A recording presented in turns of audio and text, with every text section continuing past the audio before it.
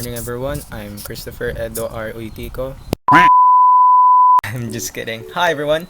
I'm Christopher Edo R. Uitico, a student of Ma'am Gina Openiano from his fellow Anthropoclassen to PHL 2.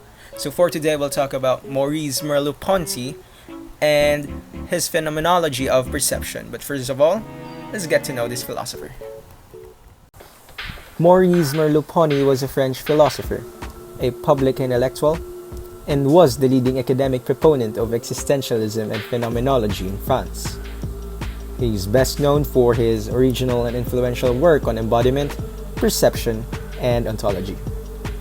He was able to publish two major theoretical texts during his lifetime, the first one being The Structure of Behavior, and the second is The Phenomenology of Perception. RXD. So for today's discussion, we'll try to define phenomenology of perception according to Maurice Merleau-Ponty. Quick fact. Edmund Husserl is regarded as the father of the philosophical movement phenomenology. But in this book by Maurice Merleau-Ponty, he blatantly rejects Husserl's thinking regarding the senses. He wanted to have a redefinition of the words or the terminologies percepting and sensing, because he regards these two terminologies to be entirely different. What?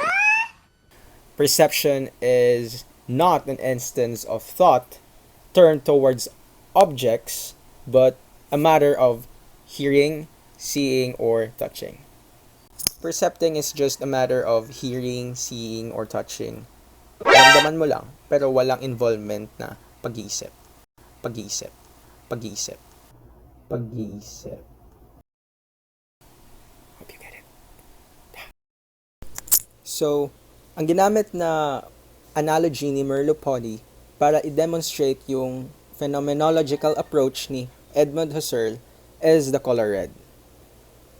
The color red loses its dimension as a sensible and instead becomes a representation. Example is this. What? This. We describe the color red as the color red. But in reality, the word red is merely just a representation of the color and not the color itself.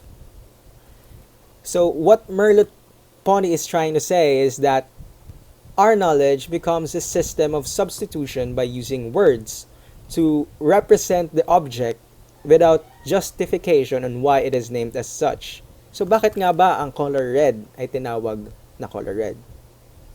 Hindi natin alam. But still, paulit-ulit natin ginagamit ang word na red. Nagmumukha tayong parang isang calculator. Mumukha tayong parang isang calculator na hindi natin alam kung bakit ganun ang sagot. So take this for example. When a certain person names a certain object for the first time, and he keeps using this, the word he used to describe that sensible object becomes the object's identity. And kapag ito ay narinig na ibang tao na ito ang ginamit mo na word para dito sa object na to, kikilalanin din ng mga tao yung object na yon as this word. And in the end, it becomes the object's identity. They use this as a basis, as a basis and goes on using the word without even asking why is it called such. So, example, ulit, iPhone. What? Nung na-invent ni Steve Jobs yung iPhone, for sure, wala tong pangalan. Nag-iisip pa sila kung ano papangalan sa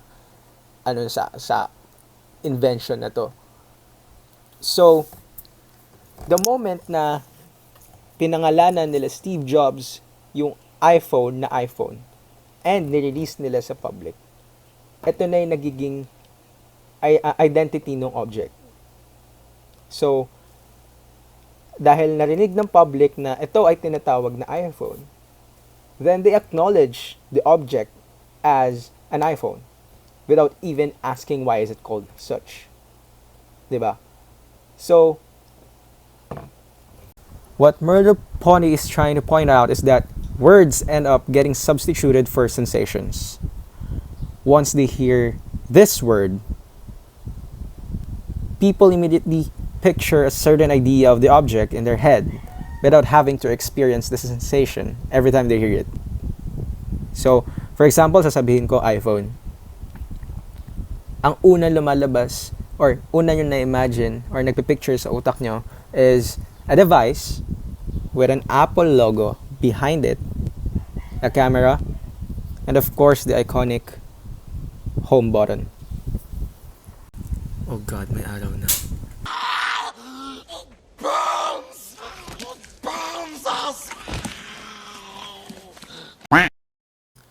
Imagine a horse in a cloud. Now, before you actually imagine the picture, it is necessary that a present experience take form before you actually imagine it. So, another argument of Merleau-Ponty is that experiences happen in a logical order. Each event is singular and original and cannot be touched by later events such as memory and association. So, moving on, Ponty also highlighted the words perception and attention. He clarified that the act of attention creates nothing. It does not answer any questions I ask myself. In order to relate attention to the life of consciousness, it has to undergo a process. First is that one must show a perception awakens attention. And the second is how attention develops and enriches this perception. Kailangan nating paghiwalayin ang perception at ang understanding. Dahil pag nag-apply ka ng understanding sa perception, nagkakaroon ng reflection. Hindi para i-explain yung perception, kundi para pagsabayin yung process ng perception at thinking. Kaya nga nagkakaroon ng reflection.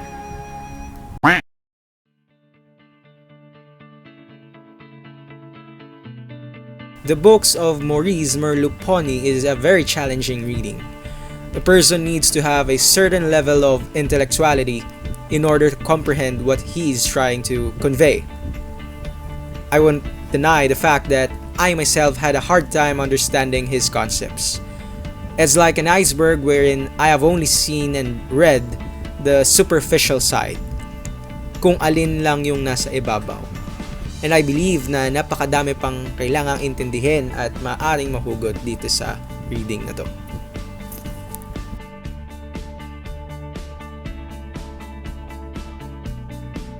As I have previously mentioned, his works are heavily or greatly influenced by various philosophers. And isa dito si Edward Husserl. He rejected the idea of Husserl regarding the senses and that yung perception is not initiated by objects outside the self. It's not about sensibles, ika nga, but a matter of sensing.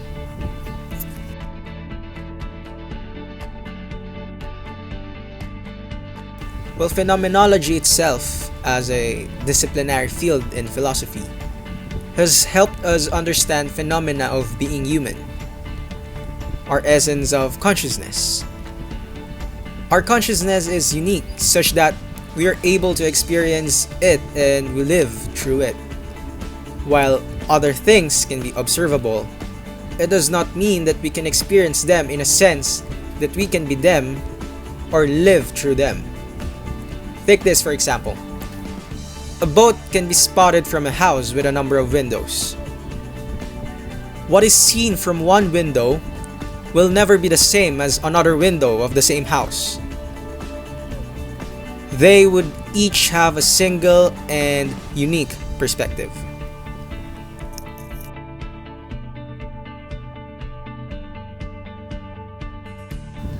Merleau-Ponty made use of certain real-life experiences regarding phenomenology of perception to further strengthen his arguments.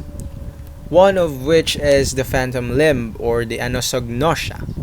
For information, anosognosia is being unaware of one's own existence. He argues that objective thought assumes the body is an object among objects.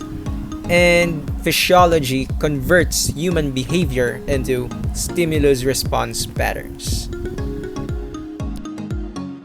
And that concludes my analysis for the phenomenology of perception by Maurice Merleau-Ponty.